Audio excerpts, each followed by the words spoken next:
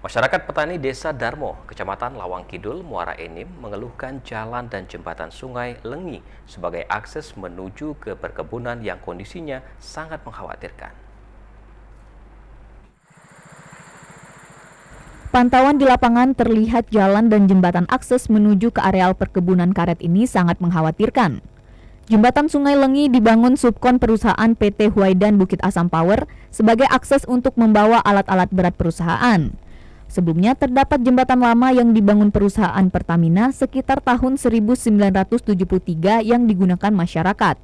Akan tetapi semenjak dialihkan, kondisi jalan dan pangkal jembatan sangat memprihatinkan. Warga berharap adanya perbaikan jalan dan jembatan yang menjadi akses bagi 80% warga Kecamatan Lawang Kidul menuju perkebunan. Ini akses masyarakat Talang Bintang, nak usaha nyadap karet. Nah, setelah ada pikir sulit nangon jerambah ini, dulu bagus jerambah kita nih.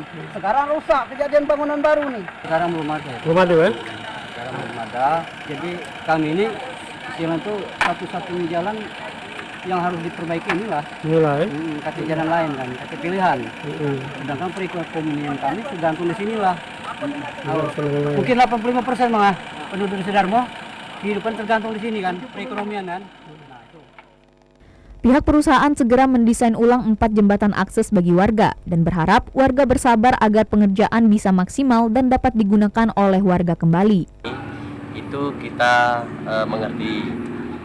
Untuk itu kami dari perusahaan akan lagi membuat desain ulang, karena memang kita ini membuat desain jembatan itu 1, 2, dan 3 itu sama 4 sama, tetapi memang di jembatan 4 itu rupanya kultur sungainya berbeda dengan 1 dan 2.